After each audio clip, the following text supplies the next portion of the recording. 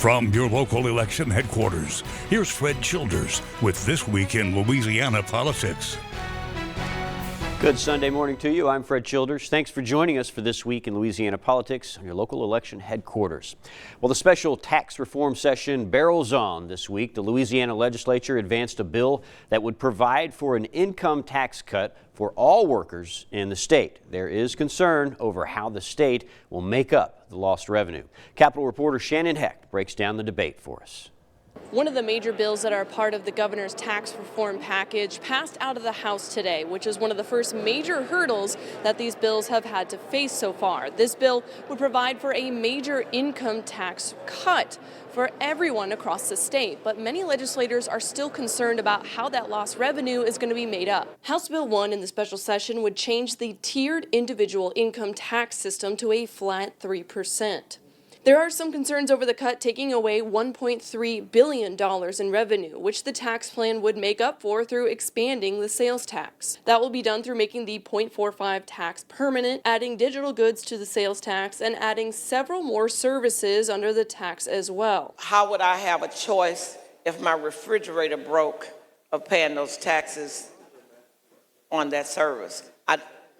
Help me to understand how I would have a choice of paying taxes on things that I actually needed, that we currently need every day. The sales tax bills are still working through the House. Those in favor of the bill say it will draw more business to the state to create jobs. This is the start of our tax reform package that we are trying to get to make our tax policy better for all citizens in Louisiana. And again, this is an overall income tax reduction for every single citizen in the state. The House also passed a bill that would do away with the franchise tax that largely impacts corporations. This bill now heads over to the Senate, where it will face more committee and floor debate. At the Capitol for your local election headquarters, I'm Shannon Hecht. Now, part of the plan to make up that lost revenue from the tax cut would be to add more digital goods and services to the sales tax. The bill is known as the Netflix bill and would tack on sales taxes to online services such as video streaming, digital books, and gaming. Some of the products are already subject to sales tax, but this law would bring them all in line. We're talking about Blockbuster that used to exist in a physical form, and you would go and you would get to rent the DVD or whatever, tangible personal property. But because of a market boom, we now do that in a digital form. So we're adding digital products. Now, it is estimated this modernizing of the sales tax would bring in an additional $40 million a year. It is a small part of the state's effort to make up for the projected loss of $1.3 billion if the governor's income tax cut is passed. Another part of the plan to balance the budget is a bill that will add dozens of services to be subject to sales tax. Lawmakers showed some concerns about what the true cost to businesses and citizens will be. Shannon Hecht is back with the details. The state legislature advanced part of Governor Jeff Landry's tax reform package that would add over 40 services to be subject to sales tax. This will make up a large portion of the income tax cut lost revenue. But a lot of legislators are concerned about how this will impact insurance premiums and small businesses. House Bill 9 adds over 40 more services to the sales tax. That means local and state taxes will apply. That includes landscaping, home repairs, dog grooming, and more. Some lawmakers fear this unfairly impacts small businesses who may not be collecting sales taxes on their services and will have to wade through confusing laws to determine if they are in compliance. So I was asking you earlier about how we decided which services to tax, which ones not to tax. Is that not sort of a version of picking winners and losers? The expanded tax base would bring in around $500 million a year to help offset the income tax reduction also proposed this session. The legislature is also looking to make the temporary 0.45 sales tax permanent and keeping in place the 2% tax on commercial utilities. To let them spend at their discretion as they would like to, which puts it back in those monies, disposable income, or whatever it might be, personal or private investment, that stimulates the economy. With the tax on repairs, lobbyists for insurance companies said this could lead to premiums going up to cover the additional costs. This bill now heads to the full House for more debate. At the Capitol for your local election headquarters, I'm Shannon Hecht. But that bill is facing a major snag in the House. On Thursday, lawmakers were set to vote on House Bill 9, but the governor, Speaker of the House, and the Speaker pro tem were seen huddling around a spreadsheet trying to count the votes. They must get 71 of the 105 members in the House to vote for it in order to advance it to the Senate. The day ended with no vote or debate on the bill, and the House adjourned until Monday. Now, this special session is showing that even the most loyal to Governor Jeff Landry are hesitant on his tax reform plan. State Senator Blake Miguez, a Republican, took to Twitter saying, quote, "The legislature should not consider any revenue measures without a clear plan to the public from Landry on how he will reduce the size of future government spending." Governor Landry hit back at the conservative senator, saying, quote, "Now is not the time for political posturing or worrying about one's next political office." Miguez seems to want to run to social media instead of offering his own plan. A bill was introduced to increase the tax rate for online sports betting, but it met swift backlash and has been pulled by the author. The rate is currently 15% in Louisiana. House Bill 22 would increase it to 51%, which is the same rate in other states with much larger populations. The gaming lobby testified strongly against that bill, saying it would be a major hit to the industry. State Representative Roger Wilder pulled his bill and said he is working to learn more about how this tax could be changed. Another bill would slash the corporate income tax and do away with tax credits that go toward historical preservation, film production, and a lot more. The bill also looks to allow parishes to opt out of the inventory tax with an incentive worth millions for 3 years. Some parishes with a lot of industry in them would take a major financial blow if they did away with that tax. People from the film industry came to testify at the Capitol against doing away with the tax credits, saying they bring in quality jobs to the state that could go away. So there's a $180 million tax credit in the state of Louisiana on an annual basis. Our industry brings in almost $1 billion of annual sales. 360 million of that goes directly to Louisiana residents here in the state of Louisiana. Now, the bill would also reduce the tiered corporate income tax to a flat tax of 5.5% and then down to 3.5%. It is believed that doing away with the tax credits would offset the loss in that revenue. Lawmakers plan to hold a vote on that bill on Sunday. This week, a federal judge blocked the state's law requiring a 10 Commandments be displayed in all public classrooms. Rick Gogrieve has the details of what comes next in this legal process. The federal judge who made the decision to temporarily block the law, which would require public classrooms in Louisiana to display the 10 Commandments, said in his ruling that the law would not only isolate students who are not Christian, but violates the First Amendment completely. Governor Landry says while he's not surprised by this ruling, he completely disagrees with it. I challenge anyone to go find me in the Bill of Rights, the words separation of church and state. I continue to say that again and again and again. Our First Amendment is supposed to protect us to be able to exercise our religion. It's not an infringement upon the government telling us we cannot exercise our First Amendment. Attorney General Liz Murrill agrees with Governor Landry, saying, quote, "We strongly disagree with the court's decision and will immediately appeal as House Bill 71's implementation deadline is approaching on January 1st, 2025. This is far from over." Landry says while he expects this to go to the Fifth Circuit of Appeals, he sees it going even further. It's going all the way to the Supreme Court. There's no doubt that this thing is going all the way to the United States Supreme Court. WGNO legal analyst Cliff Cardone believes it may be difficult for the governor to get any ruling in his favor, but he says there is a chance due to the current makeup of the court. We have a very conservative Supreme Court. They moved away from Roe versus Wade. So it would not be too unsurprising at this point if they started trying to carve an exception and saying this is really for an educational purpose and not a religious purpose. That was Rick Gogrieve reporting. Coming up, Mayor Sharon Weston Broome gets a notable endorsement in her bid for re-election in the EBR mayor-president's race.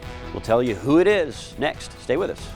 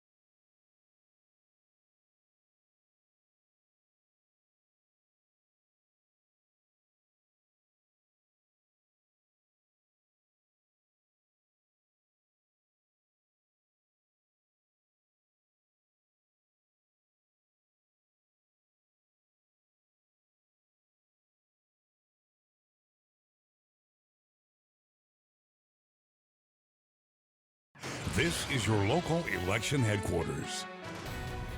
Welcome back. The Louisiana Senate approved a proposal making it easier to send minors to adult prisons. Senators voting 28-9 in favor of the constitutional amendment. If passed, new laws could be created that could charge minors as adults for nearly any crime. The measure is now headed to the House. To become law, it will need voter approval on a statewide ballot. In New Orleans, about 3 weeks ago, state agents cleared parts of a homeless encampment for governor. The governor expects everyone to be gone in time for the city to host the Bayou Classic. But with the possibility of another sweep, some believe it's bad timing and not the correct way to go about it. Ashley Hamilton reports. Those living inside tents at the Calliope Street underpass were forced to move Wednesday morning following a sweep by Troop NOLA.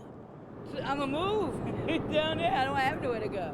When you don't have nowhere to go, that tent is a big deal. Troopers instructed people to pick up their belongings or else it would be done for them. Some were fortunate enough to have options. I got a pastor that's helping me, a good one. But according to New Orleans City Councilwoman Leslie Harris, those without options are being moved to an area behind the Superdome, where Taylor Swift's Eras tour makes its New Orleans debut Friday. As you concentrate poverty or homelessness, we know that disputes break out. And so I'm really concerned about the people being concentrated into one area. And of course, this isn't the way that the city would want things to happen. A spokesperson for Louisiana State Police said their intention is to create safe alternatives and reclaim public places, while noting that living on state property is illegal.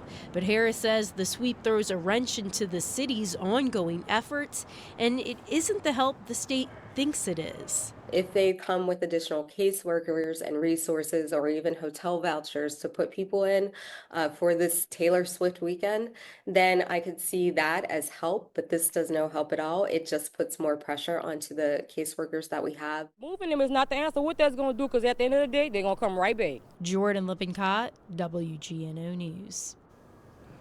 Well-known names in Louisiana are throwing their support behind the runoff candidates for mayor-president of East Baton Rouge. Former Governor John Bel Edwards endorsing incumbent Mayor Sharon Weston Broome. The former governor praised Broome's work on her handling of the COVID-19 crisis and infrastructure in the capital area. Broome also pointed to opponent Sid Edwards' lack of experience as not being ready for the job, but the Republican reassured voters that won't be an issue. Concerned citizens of the LGBTQIA+ Lafayette community gathered at UL this week in protest of a panel coming to the university, and they say is a direct attack on their way of life. Dawson D'Amico reports. People across Lafayette have gathered here at UL to protest the public announcement of Turning Point USA's The Dangers of Transgender Ideology panel, led by Chloe Cole, coming to campus on November 20th, the same day as National Trans Day of Remembrance. That is a sacred day, and the idea that hate speech will be allowed on that day by such an open platform is just despicable. The protest included LGBTQ+ members and allies voicing their disappointment in the university's announcement of the panel coming. Chants and testimonies from the participants were heard across campus. We are alive! We will thrive no matter what! We will stand strong! We will stand proud! But we will not today sit in silence. Today we will march and make our voices clear. I don't ever want to go to another night of remembrance and sit next to another mom who lost their child to suicide because they didn't feel welcomed and loved. Local activist Malik Richard says if they cannot prevent the panel from taking place, at the very least, postpone it to a different day. We're not here to fight you. We don't want to antagonize. We're here to be respectful, but we're going to respectfully put pressure until we get what we deserve. In Lafayette, Dawson D'Amico, KLFY News 10. The people united will never be defeated. Republicans have full control of all three branches. Now what? And what does the Louisiana delegation think about Congressman Graves' possible appointment in the Trump administration? Stay with us. We'll be right back.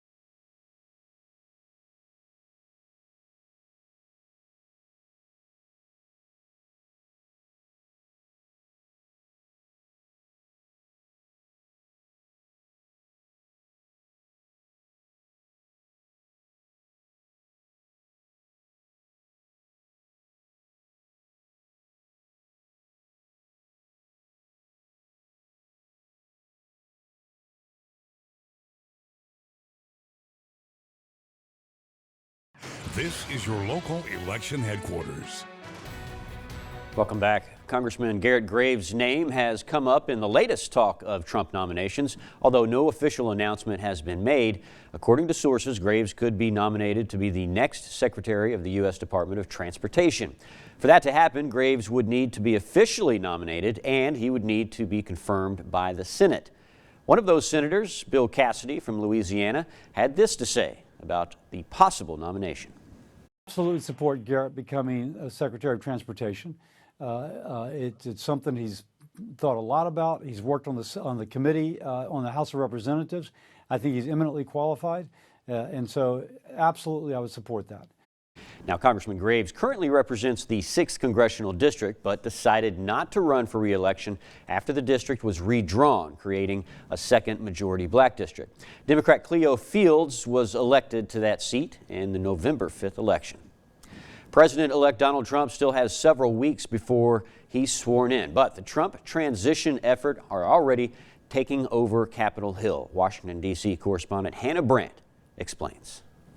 Nobody knew we were going to win it the way we wanted. That was a big one. After winning control of the White House, the House, and the Senate, Republicans say they have a mandate to govern. And now the real work begins, delivering on our agenda. Republicans say the top priorities are cracking down on immigration and improving the economy with tax cuts and regulatory reforms. We're going to turn our country around. We're going to make it so great, so strong, so powerful. To help enact his agenda, the president-elect is announcing a flurry of picks for his administration. Among the most recent is his nomination of RFK Jr. for health secretary. I guess if you like health and if you like people that live a long time, it's the most important position. That choice is already getting pushback, especially from Democrats who say Kennedy's anti-vaccine views are dangerous. The top health officer has to be grounded in science, so it's a troublesome nomination for me. And that's not the only controversial choice for the new administration. Many lawmakers are also voicing concern about the nominations of former Congressman Matt Gaetz as Attorney General, Fox News host Pete Hegseth for Defense Secretary, and former Congresswoman Tulsi Gabbard for National Intelligence Director. Are you serious? These are people that should never be in those jobs. And so the Senate has got to step. Small business owners awaiting disaster loans are going to have to wait a little longer. This week, one Republican senator blocked a bill to refill the currently depleted Small Business Disaster Loan Program. Raquel Martin reports. I've got a community college education, and I'm smart enough to figure this out. It was a bipartisan pile-on. It's not charity. It is their right as Americans. Against Republican Kentucky Senator Rand Paul. I object. Thursday, he blocked a vote to surge millions of dollars to small business owners, hit hard by recent hurricanes Milton and Helene. Thousands are waiting for help because the Small Business Administration's disaster relief loan program ran out of money last month. If it had been able to go through today, wouldn't those folks in North Carolina, Virginia, who and across our country have been hit, be one step closer? Without a doubt, Senator Warner, and quite honestly, there are some people today saying if I've got to wait till next Congress, I got to fold up. North Carolina Republican Senator Tom Tillis and Virginia Democratic Senator Mark Warner blasted Paul for blocking the aid. Because nobody pays for anything. Paul protested the bill over its steep price tag and what he calls Green New Deal policies. The least we can do is respect the taxpayers and act as good stewards for their money. This is a game. It will be paid for in the House or it won't pass. Depending if Paul digs in his heels, it could take days, if not weeks, to pass the bipartisan package. Right now, the Small Business Administration is encouraging business owners to apply for aid, but cannot disperse loans until Congress acts. In Washington, Raquel Martin. Up next, we'll have a look at the week ahead on your local election headquarters. Stay with us.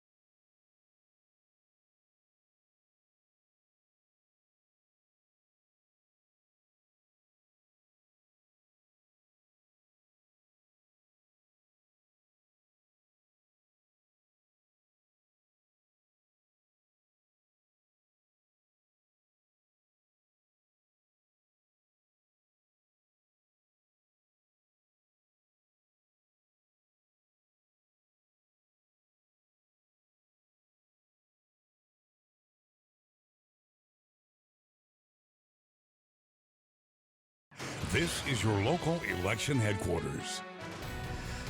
Welcome back. Looking ahead to the coming week, the special tax session returns on Monday with the full House coming in at 1 p.m. and the Senate set to gavel in at 1:30. Also this week, CPRA meets in New Iberia on Wednesday and the State Bond Commission meets on Thursday. Thank you so much for joining us for This Week in Louisiana Politics. I'm Fred Childers. Stay informed, and I'll see you next Sunday right here on your local election headquarters.